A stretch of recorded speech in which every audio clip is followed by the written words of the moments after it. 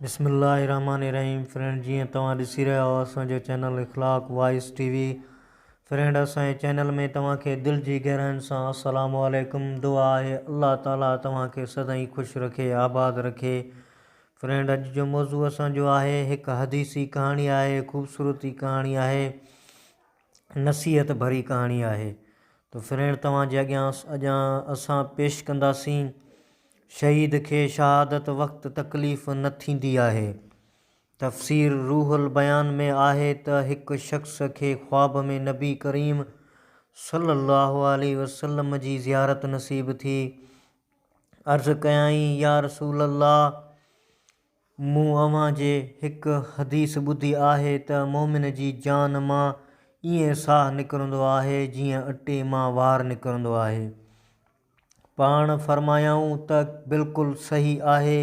अर्ज़ु कयाईं त क़िबला, क़ुरान शरीफ़ इंसान जी साहु निकिरण जी शिदत ऐं सख़्ती बयानु कई आहे। यानी जॾहिं साहु निकिरंदो आहे त साहु नरगट में पुॼंदो आहे, अखियूं इंसान जूं फाटी वेंदियूं आहिनि ऐं पिनियूं रगड़जणु लॻंदियूं आहिनि। बहरहाल उहा कैफ़ियत क़ुरान शरीफ़ ॾुखी बयानु कई आहे। हुज़ूर करीम सल्लल्लाहु अलैहि वसल्लम फरमायो आहे त वञी सूरे यूसुफ़ पढ़, उन सूरे में तुंहिंजा लाइ जवाब आहिनि। सुजाॻी थियसि, घर सॼो ख़ुशबूअ में भरियल हो। सुबुह जो सूरे यूसुफ़ तिलावत कयाईं, लेकिन हिन खे सम्झ न लॻी। हिकु आलिम सगोरीअ जे ख़िदमत में समूरी ख़्वाब वारो अहवाल पेश कयाईं ऐं जवाब जी तलब कयाईं।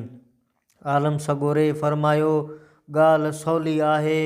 ऐं आलिम हिन आयत खे खोले चयाईं, यानी जॾहिं हज़रत यूसुफ़ अलैहिस्सलाम खे बीबी सगोरी अर्ज़ु कयो त हिन दावत में जेके मिस्र जूं औरतूं आयूं आहिनि उन्हनि घणनि ताना ॾिना आहिनि, महिरबानी करे उन्हीअ जे अॻियां सिर्फ़ु ज़ियारत कराईंदे लंघी वञो। अल्लाह ताला उन मंज़र खे बयानु कंदे फरमायो त जॾहिं मिस्र जे औरतुनि हज़रत यूसुफ़ अलैहिस्सलाम खे ॾिठो त हीअ ॻाल्हि उन्हीअ लाइ तमामु वॾी हुई ऐं पंहिंजा हथ कपे विधाऊं ऐं चयाऊं त ज़ुलेखा, ख़ुदा जी का चङाई थियई, ही इंसान न पर अल्लाह ताला जो मरकब मलाइक आहे। हाणे ॾिसो, चाकू या छुरी हली खून वहणु लॻो। मिस्र जूं औरतूं सुहिणे यूसुफ़ जी जमाल जे जलवे में अहिड़ियूं महियूं, न दर्द थियूं, न शिकायत, न तकलीफ़ जो अहसासु थियो। हथ कपिजी रहिया आहिनि, लेकिन तारीफ़ हज़रत यूसुफ़ अलैहिस्सलाम जी हुई। जेकॾहिं हज़रत यूसुफ़ अलैहिस्सलाम जे जलवे में औरतुनि हथ कपिया ऐं तकलीफ़ न थी त शहीद खे पहिरीं रत जे फुड़े किरण महिल ख़ुदा जो दीदार थींदो आहे, उन्हीअ खे नेज़नि, भालनि ऐं तीरनि तलवारनि जी तकलीफ़ कहिड़ी थींदी आहे। सुभान अल्लाह। फ्रेंड, कहिड़ो त ख़ूबसूरत बयानु हो। फ्रेंड, ज़बरदस्त बयानु हो। अगरि तव्हांखे सुठो लॻे त फ्रेंड असांजे वीडियो खे लाइक कंदा ऐं चैनल खे सब्सक्राइब कंदा। ख़ुदा हाफ़िज़।